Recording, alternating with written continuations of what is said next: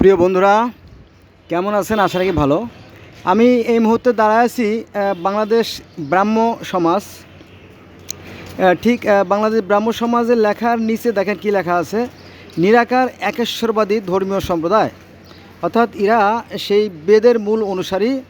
বেদে ঈশ্বর নিরাকার, জ্যোতিময়, অশরীরী এবং জন্মমৃত রহিত, যেটা আমাদের পবিত্র কোরআন শরীফও একই কথা বলা আছে যে সৃষ্টিকর্তা নিরাকার, জ্যোতিময়, অশরীরী, ওই একই কথা এখানেও বলা আছে। এখানেও একই অবস্থা আর কি। এই যে কিন্তু এই বিষয়গুলো আমাদেরকে জানতে দেওয়া হয় না, কারণ এগুলো জানতে দিলে আবার ধর্মীয় ব্যবসার ক্ষতি হতে পারে, এই জন্য জানতে দেওয়া হয় না। হ্যাঁ, বেদে ঈশ্বর নিরাকার, আর তা হচ্ছে যে ন তস্যি প্রতিমা অস্তি, সৃষ্টিকর্তার কোনো আকার নাই, তিনি নিরাকার। আবার তিনি এক এবং অদ্বিতীয়, সেটা হচ্ছে যে ব্রহ্মা একং দ্বিতীয় নাস্তি। ব্রহ্মা মানে সৃষ্টিকর্তা বা আল্লাহ, একং মানে একজনই, দ্বিতীয় মানে দুই, নাস্তি মানে নাই। কিন্তু এই বিষয়গুলো আসলে জানতে দেওয়া হয় না, ধর্মীয় ব্যবসায়িক কারণে এদের জানতে দেওয়া হয় না। জানতে দিলে আমাদের মধ্যে যে বিভেদ, ধর্মীয় যে সংঘাত, এইটা আশাকারী হতো না আর কি। হ্যাঁ, কিন্তু অত্যন্ত প্রয়োজনীয় বিষয়, এই বিষয়গুলো জানতে দেওয়া হয় না। হ্যাঁ, এরা কিন্তু নিরাকার সৃষ্টিকর্তা বিশ্বাস করে। হ্যাঁ, এবং এরা মূর্তি পূজা করে না। কিন্তু এই বিষয়গুলো যদি আমরা জানতাম, তাহলে ধর্মীয় সংঘাত আমাদের কম হতো এবং ধর্মীয় বিভেদ ঘুষে যেত আর কি। আমরা যদি পৃথিবী ঘুরি বা পৃথিবী ঘাঁটি, তাহলে দেখা যাবে যে পৃথিবীতে প্রায় 4,315 ধর্মের সন্ধান বর্তমানে পাওয়া যাচ্ছে। হ্যাঁ, প্রত্যেক ধর্মের অনুসারে তাদের ওই সৃষ্টিকর্তাকে নিরাকার মনে করে আর কি। দুইজন সৃষ্টিকর্তা পৃথিবীর কোনো ধর্মেই নাই। পৃথিবীতে ধর্ম আছে, প্রত্যেকটা ধর্মই একজন সৃষ্টিকর্তা মানে, আর তিনি অদৃশ্যে আছেন। যেমন বিজ্ঞানীরা বলে যে এই যে বিশ্ব ব্রহ্মাণ্ড সুশৃঙ্খল ও সুনিয়ন্ত্রিতভাবে পরিচালিত আছে, নিঃসন্দেহে এর পিছনে একটা শক্তি আছে, সেই শক্তিকে পৃথিবীর বিভিন্ন মানুষ বিভিন্নভাবে ডাকে, এটাই বিষয়। আমার মনে হয় যদি ধর্ম পৃথিবীতে না থাকতো, তাহলে মানুষের এত সংঘাত হতো না। পৃথিবীর প্রত্যেকটা মানুষ হতো ভাই ভাই, তাহলে পৃথিবীতে শান্তি বিরাজ করতো। ঠিক আছে, পৃথিবীর ইতিহাস ঘাটলে দেখা যায় যে এই ধর্মীয় কারণে পৃথিবীতে সবচেয়ে বেশি রক্তক্ষয়ী যুদ্ধ হয়েছে এবং সবচেয়ে বেশি প্রাণ নাশ হয়েছে এই যুদ্ধের কারণে।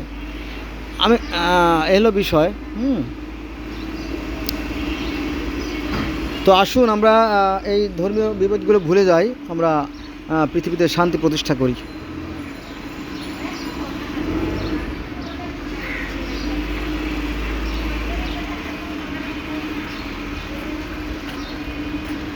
এটা হচ্ছে বিশাল, ওই দেখেন উপরে কি লেখছে,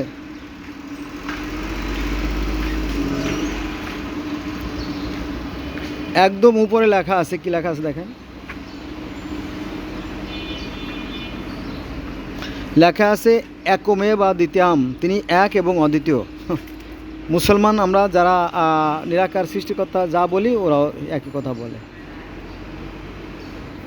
আচ্ছা, আমি আর একটু সামনে যাই, তাহলে লেখাটা ক্লিয়ার দেখা যাবে না, আরও কিছু গুরুত্বপূর্ণ তথ্য আমরা জানতে পারবানি।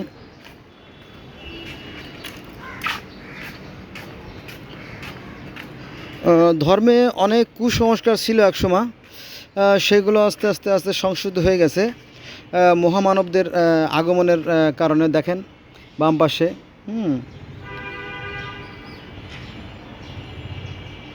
এখানে অনেকগুলো কুসংস্কার আছে।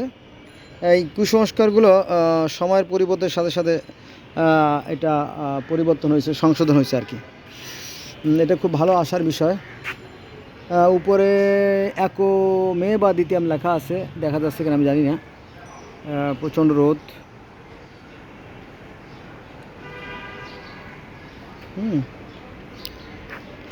তো ওই সেই একই সৃষ্টিকর্তাকে পৃথিবীর বিভিন্ন মানুষ বিভিন্ন ডাকে, আর এই মাঝখান থেকে যারা ধর্ম ব্যবসায়ী, তারা নিজেদের ফায়দাগুলো লুটে নেয়। ঠিক আছে, আর একটা গুরুত্বপূর্ণ বিষয় হচ্ছে যে দেখবেন যে মানুষ যেমন কর্ম করে ঠিক তেমন কিন্তু ফল পায়। হ্যাঁ, যদি আপনি গভীরভাবে চিন্তা করে দেখতেন, তাহলে দেখা যাবে যে এরকমই হয় আর কি। কিন্তু এটা আমরা বুঝতে পারি না।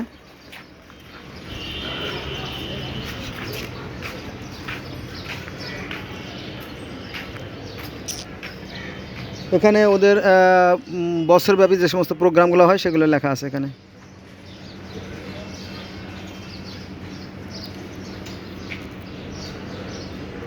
ধন্যবাদ সবাইকে আমার সাথে থাকার জন্য। একটা বিষয় বলতে ভুলে গেছিলাম, অনেক সময় বলা হয় যে হিন্দুরা ভগবানের পূজা করে বা ঈশ্বরের পূজা করে না। আসলে ভগবানের পূজাও হয় না, ঈশ্বরের পূজা হয় না, কারণ যিনি পরমেশ্বর তার কোনো জন্ম নাই, মৃত্যু নাই, হ্যাঁ, ক্ষয় নাই, লয় নাই, কিছু নাই, তার থেকে অবশ্য সব কিছুর উৎপত্তি আর কি।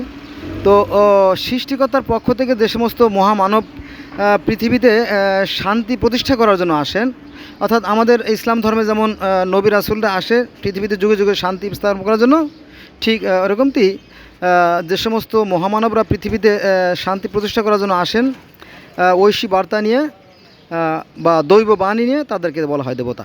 এই বিষয়গুলো আমরা অনেকে জানি না, এটা আমরা ভুল করি আর কি। মানে বিষয়টা হচ্ছে কি, যে সমস্ত মহামানব ঈশ্বরের পক্ষ থেকে পৃথিবীতে শান্তি প্রতিষ্ঠা করার জন্য আগমন করে, তাদেরকে বলা হয় দেবতা বা দেবী। তো তাদেরকে স্মরণীয় ও বরণীয় করে রাখার জন্য তাদের কিছু মূর্তি তৈরি করা হয়। তারা মূলত ঈশ্বরও না, ভগবানও না, পরমাত্মাও না, কারণ পরমাত্মার কোনো জন্মও নাই, মৃত্যু নাই, ক্ষয় বলে লয় বলে কিছু নাই। যেমন আমরা নবী রাসূলকে আমরা অনেক সময় আল্লাহর সমকক্ষ মনে করি, তাই না? তারা অনেকটা ওইরকমই মনে করে আর কি। এই সমস্ত ধর্মের ভিতরে ভালো মন্দ দুটো দিক আছে, এই নিয়ে চলছে দুনিয়া। তো যারা বিজ্ঞ, যারা জ্ঞানী বিচক্ষণ, তারা জানি সাবধান হয় এবং ধর্ম নিয়ে জানি জগতে অশান্তি সৃষ্টি না করে আর কি। যে যেমন কর্ম করবে সেটাই ফল পাবে। কর্মই মূলত সবচেয়ে বড় ধর্ম। ধর্মের দোহাই দিয়ে কখনোই জান্নাত পাওয়া যাবে না। কর্ম করতে, ভালো কাজ করলে ভালো কাজের ফল কখনোই খারাপ হতে পারে না, আর খারাপ কাজের ফল কখনো ভালো হতে পারে না।